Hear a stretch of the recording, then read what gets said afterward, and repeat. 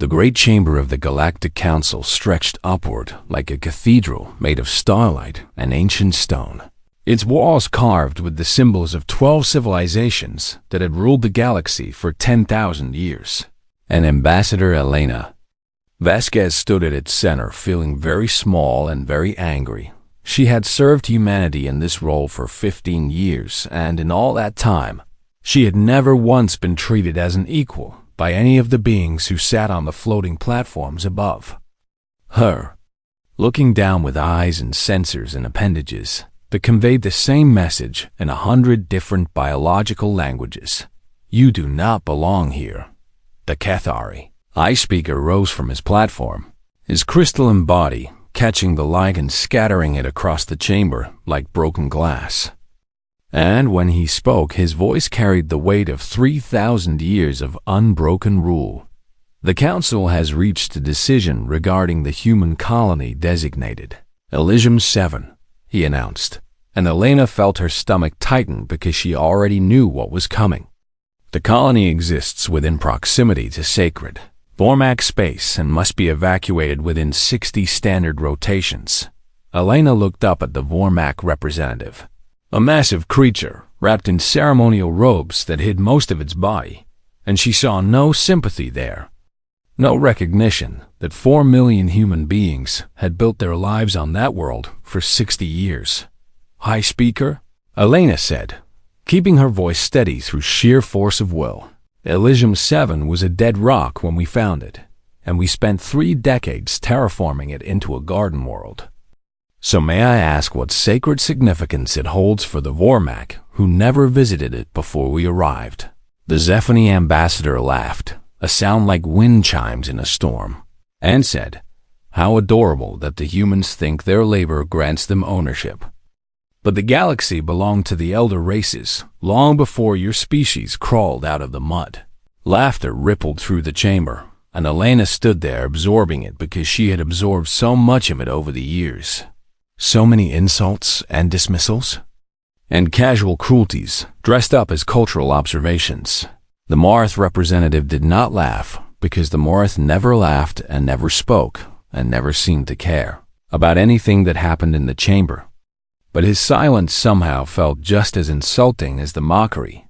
You are granted 1 solar cycle to prepare response, the High Speaker said with what he probably thought was generosity. But understand that the decision has already been made, and nothing you say will change it. Elena bowed because that was the protocol and said, I thank the Council for its consideration. And then she walked out of the chamber while every alien eye watched her go. She did not return to the human embassy, and instead she went to a small ship waiting in a private docking bay where Admiral James Okonkwo waited for her with a look that asked the question they had both been asking for years. It is time, Elena said, and the Admiral nodded slowly because they had prepared for this moment for so long that it almost felt unreal now that it had arrived. Project Prometheus had begun 30 years ago when Elena was just a junior diplomat watching her predecessor swallow the same insults she now endured. And in the decades since humanity had quietly built an escape route from the galactic order that had never wanted them, they had developed FTL drives that did not require the Council's jump gates, communication networks that did not rely on Council infrastructure, manufacturing capabilities that did not depend on Council trade, and agricultural systems that could feed every human in the galaxy without a single alien import. The Council had never noticed because the Council never really looked at humanity, except to demand taxes and obedience and the occasional sacrifice of everything humans had built. Elena returned to the chamber exactly 1 solar cycle later, and the Council barely paid attention when she walked in because they expected the usual human response of protests, followed by compliance, followed by quiet resentment that never went anywhere. Ambassador Vasquez, the High Speaker said, without looking at her, has humanity prepared its evacuation plan for Elysium 7? Elena stood straight and spoke clearly, and her voice carried to every corner of the ancient chamber. The United Human Confederacy withdraws from the Galactic Council effective immediately, and we renounce all treaties and obligations and agreements that bind us to this body, and we will govern ourselves according to our own laws in our own space from this moment forward." Silence fell across the chamber, and then the Zeffini ambassador laughed again and said, "Is this a joke? Because I do not understand human humor." "It is not a joke," Elena said, "and within 6 hours every human in Council space will begin returning home, and every human ship will depart your stations and your worlds, and every human worker will leave their post, and every human business will close its doors, and every human presence will vanish from your civilization." The Cathari High speaker leaned forward, and his crystalline face showed something that might have been confusion or might have been annoyance, and he said, "You cannot survive without US, and you will come crawling back within a week begging for readmission." Elena smiled, and it was not a friendly smile, and she said, "I suppose we will find out."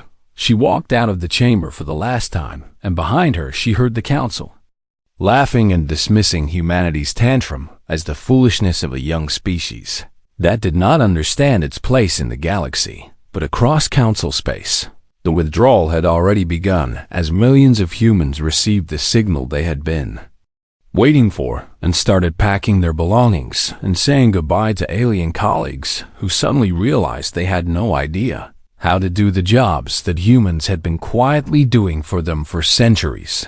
On Nesser 4, the human engineers who maintained the orbital defense grid handed over their access codes and walked away without explanation. On the Cathari homeworld, the human mathematicians who kept the financial networks running simply vanished overnight on 100 worlds and 1,000 stations. Humans left behind half-finished projects and abandoned responsibilities and positions that had never seemed important until they were suddenly empty. The council watched them go and felt nothing but contempt because the galaxy had existed for billions of years before humanity, and it would exist for billions more without them. They were so certain of this that they did not bother to ask a simple question that would have saved them so much pain. What exactly had the humans been doing all this time? 6 months after humanity walked away from the Galactic Council, the first cracks began to appear in the foundation of galactic civilization, and the elder races discovered that their ancient and mighty society had been standing on pillars they never knew existed. Started small on Nesser 4, where the orbital defense grid that protected the planet from pirate raids and asteroid impacts suddenly went offline during what should have been a routine maintenance cycle. The Asari governor contacted the Defense Ministry in a panic and demanded to know why the automated systems had failed, and the Defense Minister had no answer because he had always assumed the systems were automated. They were not automated, and they had never been automated, and for 200 years, human engineers had maintained them manually while filing reports that nobody ever read, because nobody cared what the humans were doing as long as the systems kept working. Within 3 weeks, pirate raids on Nesser 4 increased by 400%, and the governor sent desperate messages to the council begging for military support. But the council fleet was busy dealing with similar emergencies on a dozen other worlds. The Cathari financial networks began experiencing what the experts called anomalies and what everyone else called disasters, as trading algorithms that had operated smoothly for centuries started making catastrophic errors that wiped out fortunes in seconds. A young Cathari analyst named Vershith spent 3 sleepless nights searching through the code and finally found the problem, buried in layers of patches and corrections that stretched back generations. Human mathematicians had been quietly fixing fundamental flaws in the trading system for longer than anyone could remember, and without those fixes, the entire galactic economy was built on foundations of sand. The cascade failure that followed erased 17% of galactic currency reserves in a single day, and the screaming in the Cathari financial district could be heard from orbit. But the worst discovery came from the Vormak, who had demanded humanity abandoned Elysium 7 and who now faced a crisis that made their sacred spaces seem very unimportant.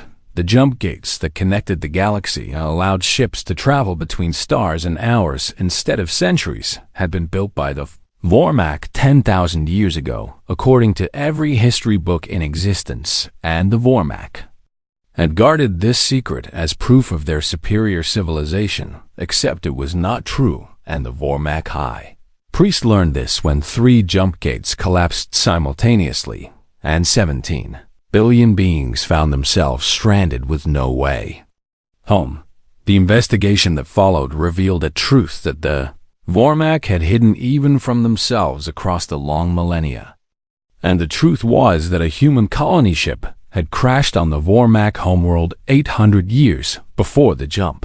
Gates supposedly appeared. Human engineers had built the first gate as a way to call for rescue, and the Vormak had studied it and copied it and claimed it as their own, and then buried the evidence so deep that even they'd forgotten the lie. The gates had never been meant to operate for so long without maintenance, and the humans who understood them had been scattered across the galaxy doing repair work that the Vormak never knew about because they never asked.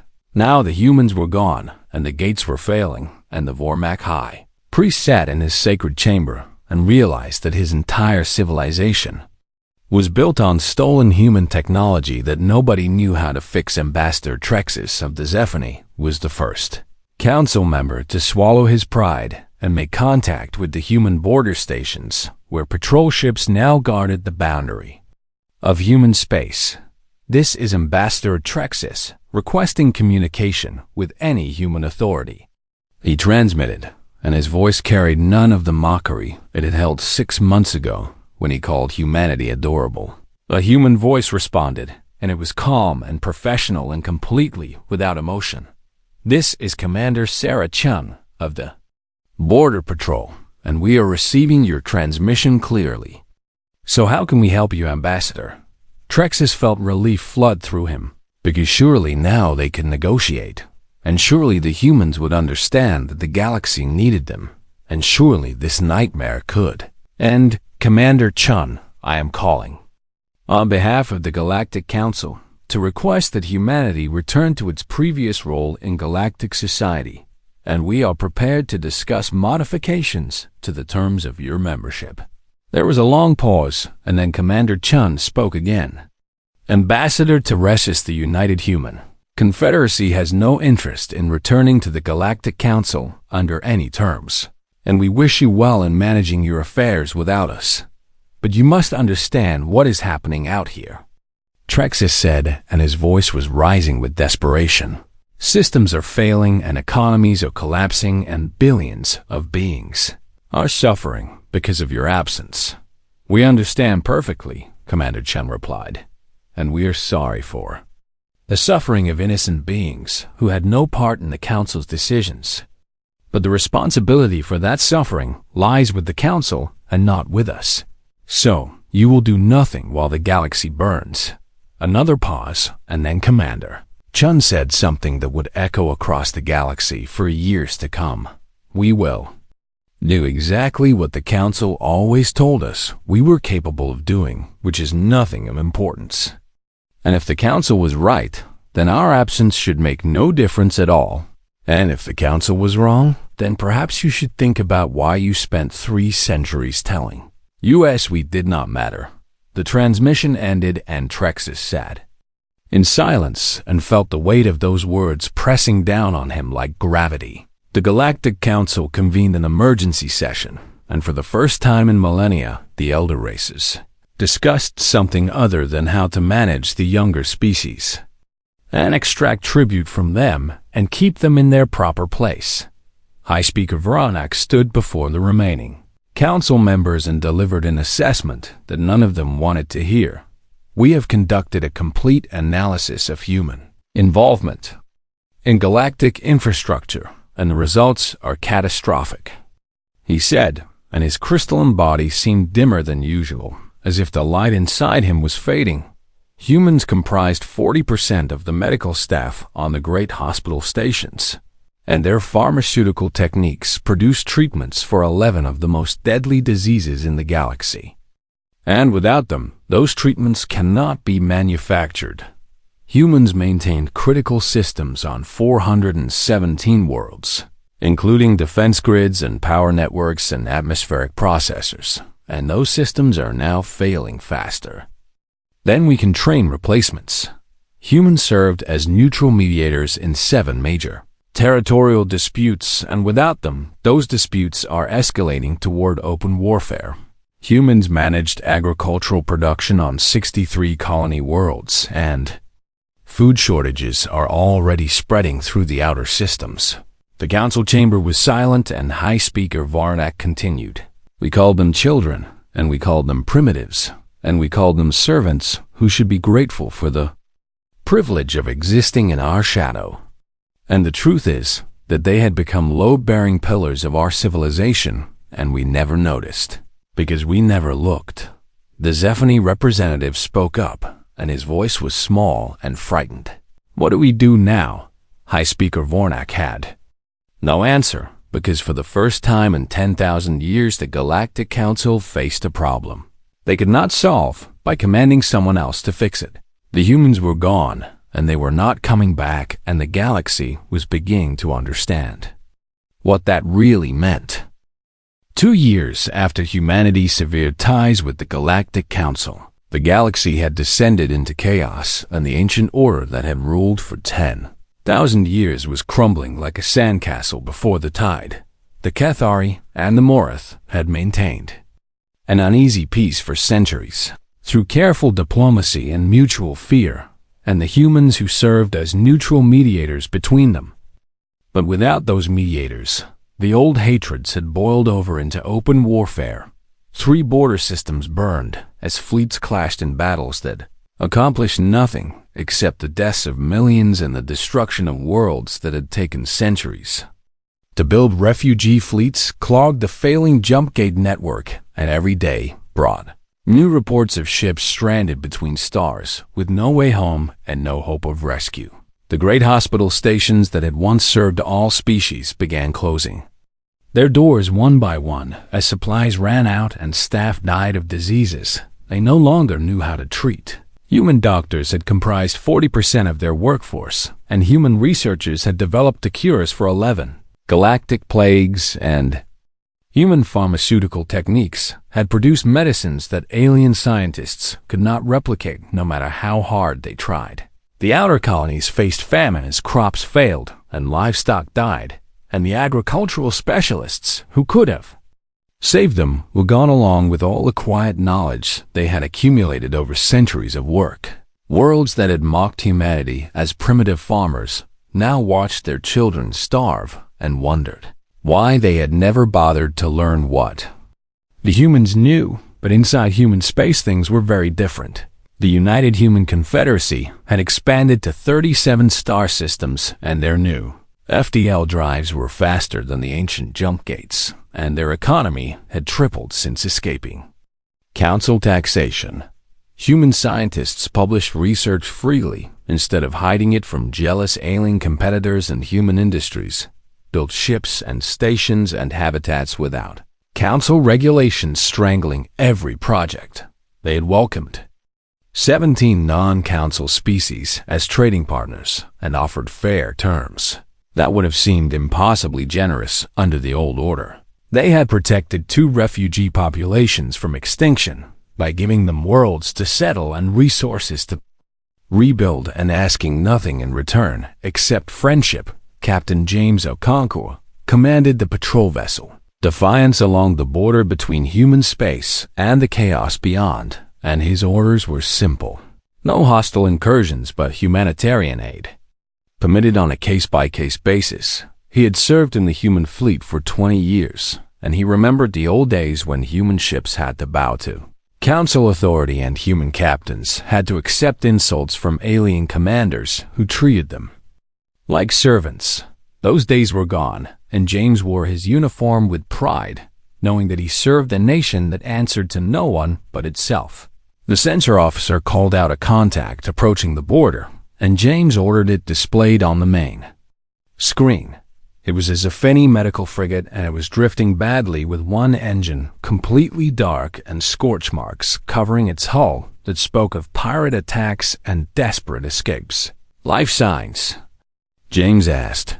3047. The sensor officer replied.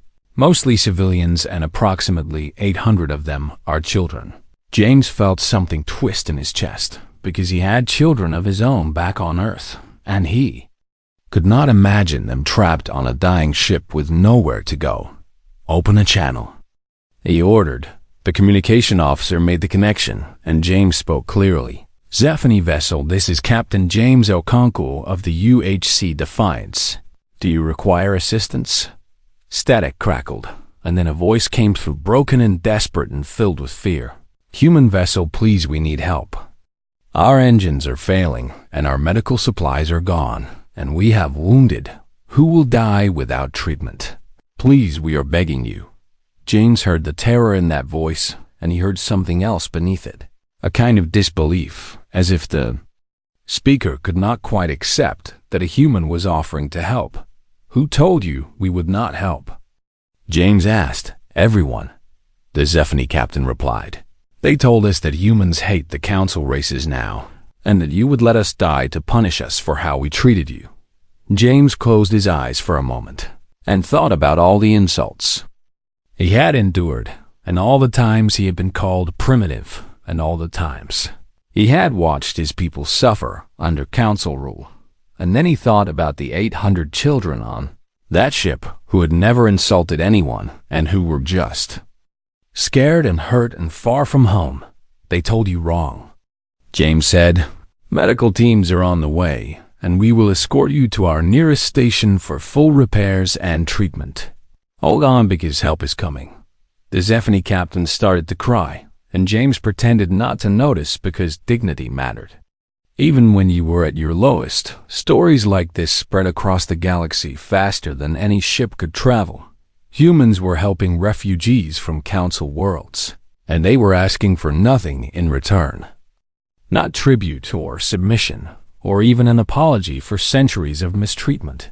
They simply helped because people needed help, and that was enough reason. The council tried to dismiss these stories as propaganda, but the refugees kept coming, and they kept telling the same tale. The humans saved us when no one else would on Earth. The government debated what to do with the growing flood of refugees from council space. Some argued for closed borders, because humanity owed nothing to the races. That had oppressed them, and every resource spent on refugees was a resource taken from human citizens. Others argued for open borders, because humanity had a chance to prove that they were better than the council and that their values were more than just words. President Chun addressed the assembly and settled the debate. "We are not the council," she said. "We do not judge children by the sins of their ancestors, and we do not let innocent beings die to make a political point. And if we become the kind of people who watch others suffer and do nothing, then we will have lost something more important than any war." The borders stayed open, and the refugees kept coming, and humanity built new stations and new habitats to house them. The council watched from afar, and they could not understand what they were seeing. Why would humans help their former oppressors when they could have let them suffer? Why would they spend resources on aliens when they could have kept everything for themselves? Why would they show mercy to those who had shown them none? High Speaker Vornak asked these questions to his advisors, and none of them had answers, because mercy was not a concept they council had ever valued. Perhaps that was why they were dying, and humanity was thriving. Perhaps that was why the future belonged to those who helped, instead of those who hoarded. Perhaps that was the lesson the galaxy needed to learn, even if the learning came with terrible cost. 5 years after humanity withdrew from the Galactic Council, the Council itself no longer existed, and the great powers that had ruled the galaxy for 10,000 years had fallen into ruin. High Speaker Varnat was assassinated by Kethari extremists, who blamed him for failing to prevent the economic collapse that had destroyed their civilization. The Morith retreated into isolation and sealed their borders and refused all contact with the outside galaxy, as if they could hide from the disaster. By pretending it was not happening, the Zephany Confederation shattered into warring factions that fought each other for scraps of territory, while millions of their citizens fled to human space, seeking safety of the original 12 species that had sat on the council. Only 4 governments remained functional, and those 4 were barely holding together. Former council space had become a nightmare of warlord territories and failed states and desperate survivor colonies where the law meant nothing, and strength was the only currency that mattered. The great achievements of galactic civilization fell into ruin one by one. The archives that held 10,000 years of knowledge were looted or burned by factions who cared more about vengeance than preservation. The academies that had trained generations of scientists and philosophers closed their doors as funding vanished and students fled.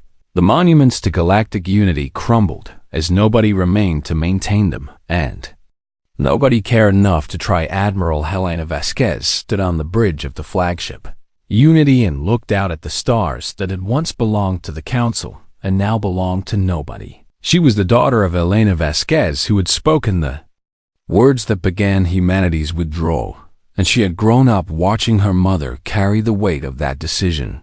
Now, Helena carried her own weight as commander of the human border fleet, tasked with protecting humanity from the chaos beyond, while also coordinating the endless humanitarian missions that brought refugees to safety. A communication officer approached her with a puzzled expression. "Admiral, we are receiving a transmission from Nexus Prime," he said. "It is coming from the Council Archive, and the sender is identifying himself as Curator Talveth of the Morith." Helena frowned because Nexus Prime had been abandoned months ago, and no one should have remained there. "Put it through," she ordered. The screen flickered, and a Morith face appeared, ancient and weary and marked with the signs of long suffering. "This is Curator Talveth," the Morith said in a voice that seemed to echo with centuries of accumulated wisdom. "I am the last keeper of the great archive of Nexus Prime, and I am reaching out to humanity with a request." Helena studied the alien face and saw something there she had not expected to see in a Morith. "Humility, I am listening, Curator," she said. Talveth bowed his head slightly before continuing. "The archive contains the complete historical records of galactic civilization. Every species and every discovery and every work of art and literature and music that our peoples have created over 10,000 years of shared history. The factions are coming for this place, and when they arrive, they will destroy everything because they see knowledge as a weapon to be denied to their enemies, rather than a treasure to be shared with future generations. I cannot stop them, and I cannot evacuate the archive by myself. But I can transmit the data to someone who will preserve it, and I am asking humanity to be that someone." Helena felt the weight of this request settling onto her shoulders. The archive contained the heritage of species who had mocked and oppressed humanity for 3 centuries. Species who had called humans primitive and worthless and fit only for servitude. Why should humanity save their memories when they had worked so hard to diminish humanity's own? But Helena knew the answer even as she asked the question, because the children of those species deserved to know where they came from, because knowledge once lost could never be recovered, because humanity was better than vengeance, even when vengeance was deserved. "Hold your position, Curator," Helena said. "I am contacting Earth for authorization." She forwarded the request to the fastest channels available, and the response came within hours. Signed by President Chun herself. "Accepted. Send everything. We will remember for you." The data transfer took 3 months, and Helena assigned a dedicated team to receiving and cataloging the endless streams of information that flowed across the void. History and science and philosophy and art poured into human databases. The accumulated wisdom of 100 species preserved in human care. When the transfer was complete, Talveth sent one final message. "We called you children. he said. "We called you primitive, and we called you unworthy of standing among the elder races. And we were wrong about everything. You were not children. You were simply patient, and you waited for us to destroy ourselves while you built something better. And now you are saving our memories, even though we gave you every reason to let them burn. I do not understand why you would do this for us, but I am grateful beyond words." Elena replied, "Simply because simple words were enough. We do this because it is right, and because someday the descendants of your people will want to know who they were, and because knowledge belongs to everyone, not just to those who created it." Talveth was silent for a long moment, and then he spoke again. "There is a word in the Old Morith tongue that has no translation in any other galactic language. It means the grace that comes from strength, and the mercy that comes from power, and the wisdom to know that true greatness lies in lifting others, rather than standing on them. We thought such a concept was purely theoretical, something to discuss in philosophy classes, but never to see in reality. We were wrong. You are that word made flesh." The transmission ended, and Helena stood on her bridge and thought about those words. Human cultural preservationists began the largest archival project in history, organizing and translating and preserving the heritage of species that had tried to subjugate them. They did not do this for gratitude or recognition or strategic advantage.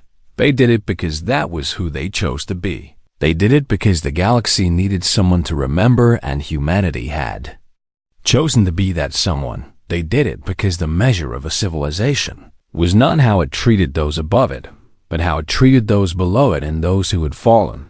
And humanity intended to be measured well.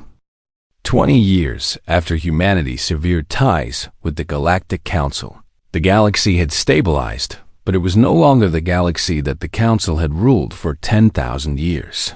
Human space now encompassed over 200 star systems connected by FTL drives that made the old jump gates look like ancient relics. And 63 species had joined the human commonwealth as equal partners with full voting rights and complete autonomy over their internal affairs. The old council races still existed on the margins, their empires reduced to shadows of their former glory. Their populations scattered across refugee settlements and rump states that bore no resemblance to the powers they had once been. Some of them had joined the Commonwealth and embraced the new order that humanity had built. Others clung to their pride and refused to accept that the species they had called primitive now led the galaxy. But pride did not fill empty bellies, and pride did not rebuild ruined worlds, and pride did not bring back the dead who had perished in the collapse. President Marcus Chun stood before the Commonwealth Assembly on the 20th anniversary of humanity's withdrawal, and representatives from 100 worlds listened as he spoke. 20 years ago, we were told we did not matter, he said. We were told the galaxy would continue without us as it always had, and we were told to know our place and accept our role as servants to our betters. He paused and let the silence stretch across the vast chamber. They were wrong, but not because we were stronger or smarter or more advanced than the elder races. They were wrong because they forgot what holds civilization together. It is not power that builds lasting societies, and it is not technology that creates prosperity. And it is not ancient bloodlines or sacred traditions that earn loyalty. It is cooperation. It is the choice to help your neighbor even when they do not ask. It is the willingness to do the small invisible work that keeps everything running. It is seeing every being of every species as worthy of dignity and respect. The old council saw hierarchy. They saw lesser and greater. They saw tools to be used and servants to be commanded and resources to be extracted. We see family. The chamber erupted in applause, and the representatives of 63 species rose to their feet and cheered because they had all felt the truth of those words in their own lives. In the audience, Azephone sat quietly and did not cheer because he was lost in memories of a different time. His name was Trexis, and 20 years ago, he had been an ambassador of The Galactic Council who laughed at humanity and called them adorable for thinking they mattered. Now he was a refugee and a Pahound, Commonwealth citizen, and he lived in a small apartment on a human station, and he worked as a translator, helping other refugees navigate their new lives. He had lost everything in the collapse, his position and his wealth and his pride and his certainty that the galaxy owed him deference. But he had gained something too, something he had never expected to find among the humans he had despised. He had gained hope. President Chun continued speaking, and his words washed over Trexus like warm water. We are not rebuilding the old galactic order because the old order was broken from the beginning. We are building something new, something that includes rather than excludes, something that values contribution over bloodline and cooperation over domination. The galaxy fell apart when we left because we had been holding it together without recognition or gratitude. And we could have let it stay broken. We could have watched our former oppressors suffer and told ourselves they deserved it. But that is not who we are. That is not who we choose to be. And so we will build the galaxy back together, and this time everyone will carry the weight. Trexus thought about the humans who had helped him when he arrived at the refugee station. Frightened and alone and ashamed of what he had been. They had given him food and shelter and medicine, and they had asked nothing in return, except that he treat others the way he wanted to be treated. Such a simple request, and yet it contained everything he thought about the Zafini captain whose ship had been rescued by Captain James Okonkwo so many years ago. How she had expected humans to let her die, and how instead they had saved 3,000 lives without hesitation. He thought about Curator Talveth and the Archive, and how humanity had preserved the heritage of species who had wronged them because knowledge mattered more than vengeance. He thought about his own children, who had been born on human stations and who spoke human languages as fluently as their native tongue, and who had never known the galaxy of hierarchy and contempt that their father had grown up in. They would never know that galaxy because humanity had replaced it with something better. The ceremony ended, and the representatives dispersed, and Trexus made his way through the crowded halls of the assembly building. A young human woman stopped him and smiled and said, "Excuse me, are you Ambassador Trexus? I read about you in my history class." Trexus flinched at the title, because he had not been an ambassador for 2 decades, and the memories of that time still brought shame. "I am no longer an ambassador," he said quietly. "I know," the woman replied. "But my professor said you wrote something important after you came to live with us, something about what it was like to see humanity from both sides. Could I ask you about it?" Trexus remembered the essay he had written in those early years. His attempt to explain to his fellow refugees why they should embrace the human way rather than clinging to the old order. "What would you like to know?" he asked. The woman thought for a moment and then said, "You wrote that humans were not remarkable because of their strength or their technology, but because of something else. I never quite understood what you meant." Trexus smiled, and the smile felt strange on his face because he had not smiled like this in many years.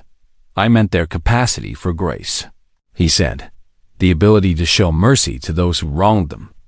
The willingness to help those who hurt them. The choice to be kind when cruelty would have been easier and perhaps even justified. My people never understood that kind of strength because we thought strength meant domination. We thought power meant making others bow. We thought greatness meant standing above everyone else. Humans taught us that true strength means lifting others up. True power means choosing not to use it for harm. True greatness means being good, even when no one would blame you for being bad." The woman nodded slowly as if she was seeing something clearly for the first time. "Thank you, Ambassador," she said, and she walked away before Trexus could correct her again about the title.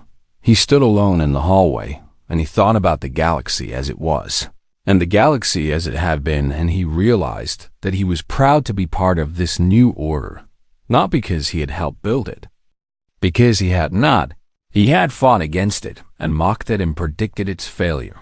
He was proud because his children would inherit a galaxy that valued beings for who they were rather than where they came from. He was proud because humanity had proven that kindness could win against cruelty and cooperation could triumph over domination.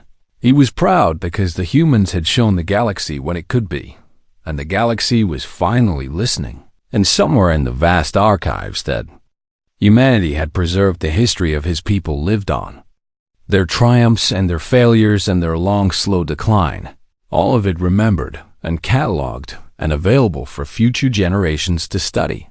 They would learn from those mistakes. Trexis thought, because that was what the archive was for. Not to glorify the past, but to learn from it. Not to justify old cruelties, but to ensure they were never repeated. Not to preserve the memory of the Council, but to remind the galaxy why the Council had fallen. And humanity would keep those memories safe forever, because that was what humans did. They endured, and they built, and they remembered. And they showed the galaxy what grace looked like.